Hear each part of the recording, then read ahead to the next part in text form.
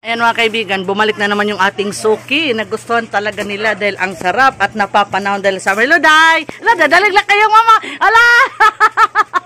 Ayan nilang makuha sa camera, dear friends. Hello mga kaibigan, magandang umaga sa ating lahat. Ayan, nakasmile talaga ang inyong life coach and kanegosyo partner na si Ate JB. Dahil sa wakas, sa 23 years ko na pagtitinda, ayan, the opportunity comes, the opportunity came. Meron na akong tindang ice cream. Thank you so much, shout out kay Joyce Ice Cream. Thank you so much po. Maraming salamat sa pagpunta nito sa akin, no? Sa opportunity. Thank you so much po. Actually, kaibigan, matagal na akong gusto magtinda ng ice cream. Pero marami po kasing nagtitinda sa place namin. Ngayon, yung isa sa nagtinda, lumipat na po ng ibang bahay. So, dito sa purok namin, dalawa na lang kami. Merong nagtitinda iba, medyo malayo. So, yung isa, medyo malayo rin, mga 300 to 500 meters ang bahay nila. So, ngayon kaibigan, masaya talaga ako, pinuntahan nila ako.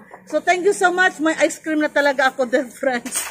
Matagal na akong gusto magtinda nito, pero hindi lang ako nagtinda noon kasi nga meron na nagtinda. So, ngayon, wala na, lumipat na ng bahay, kaya ako na naman, it's my turn. Thank you so much. So, ang kaibigan, pag-usapan po natin kung gaano kalaki, magkano ang kikitain natin sa pagtitinda ng ice cream. Oh my God, meron lang motorcycle, wait lang ha. Ayan, let the motorcycle pass. Ayan, thank you so much mga kaibigan. No? Kasi pag nagsalita tayo at merong ingay sa galing sa motorcycle, hindi nyo po ako maririnig talaga.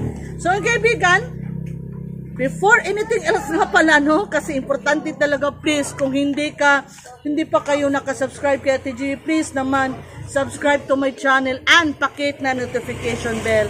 Again, may motorcycle, no? Pakihit na rin notification bell para mapanood nyo rin yung other videos ko na tiyak makakatulong sa inyong pag-asenso. Sana kaibigan, please don't skip the ads. Malaking tulong po sa amin, no, ng aking family. If you don't skip the ads, it's a big help to me, kaibigan. So, again, kaibigan, back to our main topic, no? Sana huwag niyo skip ang ads sa kay Ate GB. Ngayon, pag-usapan na natin at mga kaibigan, kung gaano kalaki ang kikitain natin sa pagtitinda ng ice cream. Ipapakita ko po sa inyo one by one. Ipapaalam ko po sa inyo para ma-motivate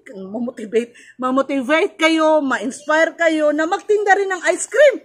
Kasi kaibigan, malaki talaga ang kikitain natin sa pagtitinda ng ice cream. Huwag ka mag-alala sa kuryente kasi may pambayad ka. Meron kasi silang sinabi sa akin para talaga sure na makabayad ako sa kuryente. Pag-usapan natin mamaya, okay? As for now, kaibigan, ipapakita ko lang sa inyo, ipapalam ko na sa inyo kung gaano ba kalaki ang kikitain natin sa pagtitinda ng ice cream.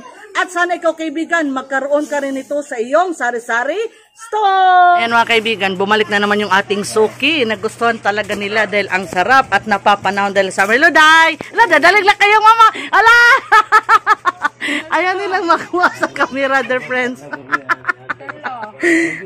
Ayan, tagay-tulo. Bumili yung aking kaibigan ng tatlong ice cream. Ayaw niya makita sa camera. Ang tumakbo siya. Shout out, bless! Shout out sa kanyang ina na si Chidi. Lami na, day? Ali, patingin mo sa camera. Masarap, hindi? Hindi. Lami, dili. Lami. Ayan. So, nag-joke si baby, no? Palagi siyang bumibili dito, kaibigan, no? Ayan, so, ito nga pala, dear friends, yung aking sinasabi sa inyo, sa aking intro, na nagtitinda na tayo ng ice cream. Napaka-fast moving talaga. Today is my second day. Second day ko, third day. Third day?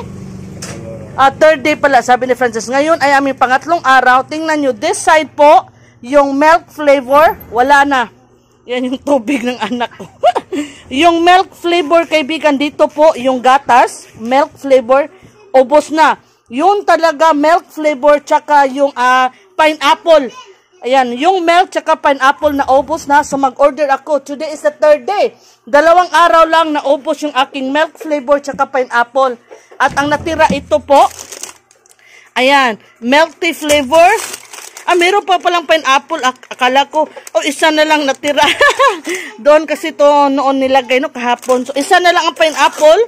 Yung chocolate ko, meron pa naman sa ilalim, pero chocolate, puro chocolate na, no? Ayan, papakita ko sa inyo. puro na lang chocolate na, no? Wala nang milk. Lahat chocolate na lang natira. So, balak ko mag-order ulit, ayan, ng milk flavor. Ayan, tsaka yung mga fruits. Ito nga pala ang presyuhan, kaibigan, pero hindi siya masyadong clear. So, pupunta tayo ngayon sa loob ng aming bahay. Ayan, ipapakita ko sa inyo. Ipapaalam ni Ate GB sa inyo kung magkano ang presyuhan. Ayan.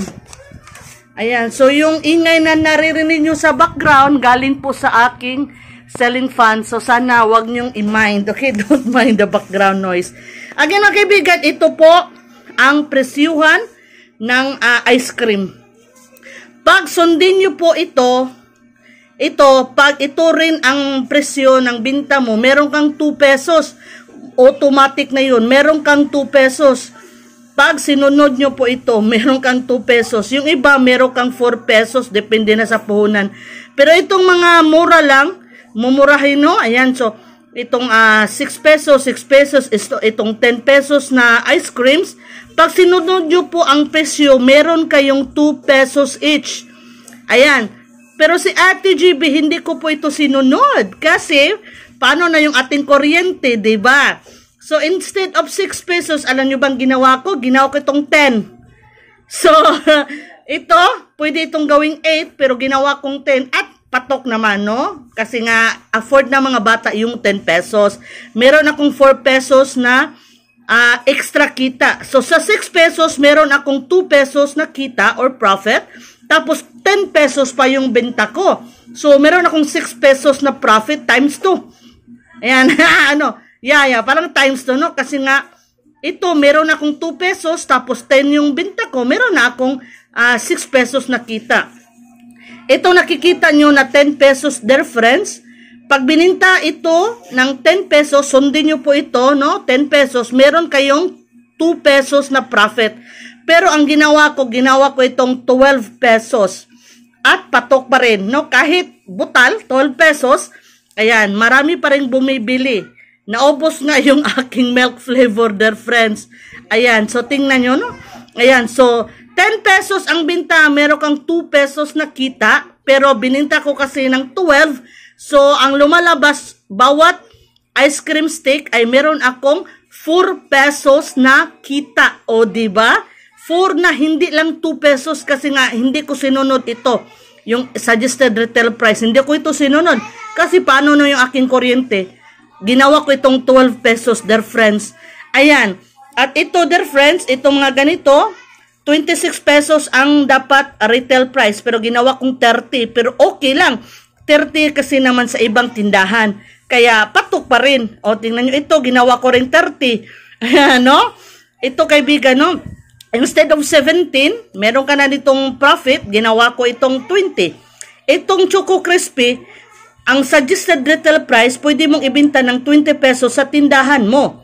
Ito. So, meron ka ng kita pag ibinta mo ng 20 pesos. Pero ginawa kong 25. May extra kita ako na 5 pesos. So, ang lumalabas, more than 7 or 8 pesos ang kita ko bawat isa ng Choco Crispy.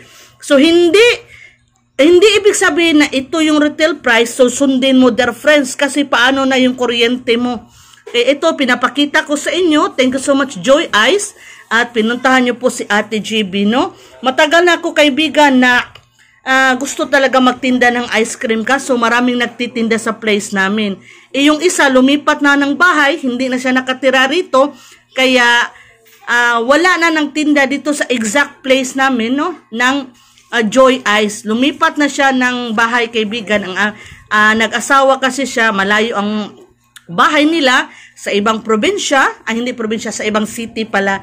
Kaya ako ang pumalit. Nagtinda na ako ngayon. Nagtitinda si Ate GB. Ito, kaibigan, no? Pag ibinta mo ito ng yung cone, ice cream cone ng 16 pesos, meron ka na nitong profit, 16 pesos, meron ka ng kita. Pero ako, kaibigan, ginawa ko itong 20 pesos. Yung ice cream cone ko, instead na 16 pesos, meron pa rin akong kita. Maliit lang nga, 16 pesos. Pero ginawa kong 20 pesos. Ayan. So, yung pricing ko, kaibigan, tingnan nyo. Iba talaga. So, ayan, ipapakita ko lang sa inyo, diba? Yung 6, ginawa kong 10. Ayan, itong ice cream ko na 16, retail price, suggested retail price, ginawa kong 20. Kasi naman, paano yung ating kuryente? Ito yung mga tag 10 pesos na ice cream stick. Ginawa ko sila na 12 pesos. O, diba? At pumatok pa rin. So, tingnan nyo naman, no? Yung, dito na part, wala nang laman. Ayan, ito kasi yung pineapple, isa na lang natira dito. At yung milk flavor, wala na. Ayan, so, ngayon, mag-order ako, or kung open sila, kasi nga Holy Week, no? Sa Holy Thursday ngayon. Monday, Thursday pala, no? So, bukas is Good Friday. So, mag-order ako, kaibigan, nito. Choco Crisp, binta ko ng 25, hindi 20 lang. So, ma-extra kita, dagdag profit tayo na 5 pesos. Mag-order ako nito. Mag-order rin ako nito. Kasi marami naghanap ng chocolate sundae. Ayan, at saka ito, yung mga mura lang, no? Kasi afford talaga ng mga bata. So, yun lang kaibigan, ha? Pinapakita ko lang sa inyo kung gaano kalaki ang kikitain natin, ang profit natin sa pagtitinda ng ice cream. At huwag mag-alala sa kuryente kasi pag nakaubos kayo ng 40 boxes or 50 boxes in 1 month, hindi ako sure, nakalimutan ko kung 40 boxes ba? Yung ganito kaibigan, isang box, no? Kung makaubos ka ng 50 or 40 boxes, magtatanong pa ako ulit, 50 boxes or 40 boxes sa isang buwan, meron kang 500 pesos or 1 box of free ice cream ata, no? Para sa iyong kuryente.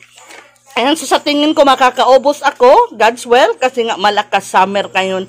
At kahit hindi mo tayo makaubos ng 50 boxes, meron pa rin tayong pangbayad sa kuryente. Lalo na, hindi ko sinunod yung retail price. Ang 6 pesos, ginawa kong 10. Tingnan nyo. Ginawa kong 10 ang 6 pesos, di ba? Yan, yung 10 pesos, meron na tayong kita na 2 pesos. Ginawa ko pa rin 12. O, dagdag kita, no? At nagpaskil ako sa labas ng karatula na nagtitinda na ako ng ice cream. At nilagay ko rin sa aking Facebook. Ayan, so tingnan nyo, no? Ice cream. Ito yung mga prices at nagpaskil ako just in front of my sari-sari store. Ayan, so nasa harap lang ng aking tindahan kaibigan, no, na may nakapaskil na ice cream. So nang nakita ito ng aking mga kapitbahay, nagsidatingan sila at yung medyo malayo, yung nakatira doon banda, babayes boy! Yung kaibigan ko, Soki ko kaibigan, no, sa Red Horse. Yung nakatira doon, medyo malayo, naalaman pa rin nila na nagtitinda ko ng ice cream kasi nga, pinost ko po sa aking Facebook. Ayan, so nakaubos ako ng 2 to 3 boxes in 1 day. Mahigit 2 days. 1 day mahigit pala. Mahigit 1 day. So, malapit 2 days. Lucipen, shout out sa aking kaibigan, no, na maganda. Maganda si Sipen. Pwera buyag. Dato. Kwarta raywa. Aside from ice cream, meron din tayong mga paninda sa labas ng tindahan. Sinulat ko po, may nakapaskil na karatula. Ayan. Ha? Katulorong adlaw. Ayan, salamat. Ayan, kaibigan, ha? So, lagay lang tayo ng karatula, no? Magpaskil tayo ng karatula sa labas ng ating tindahan para malaman ng mga tao.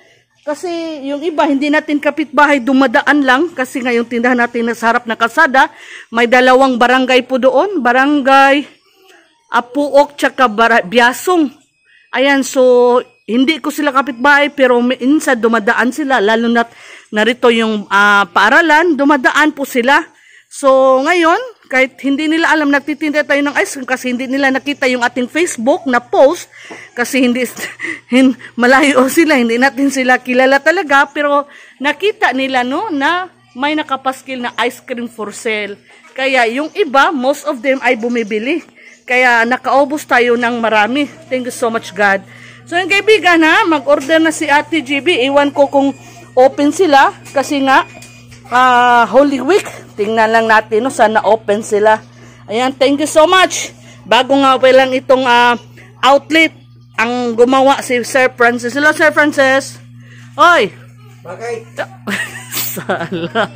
Sabi niya, bakit? Ano bang kailangan sa inyo? Pera? Wala akong pera. Wala siyang pera. Sabi ko sa kanya, bigyan mo ako ng pera. Sabi niya, wala akong pera. Ko ngayon. Ay, nanalo siya kaibigan sa loto. Pero Rumble, okay lang yan.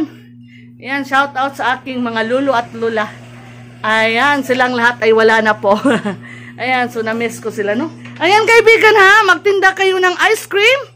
Malaki ang kikitain nyo po. Makakabayad talaga kayo sa kuryente. Again, thank you so much, Joy Ice. Bacon naman, thank you so much sa opportunity na ibinigyan nyo kay Ate GB. Maraming salamat po.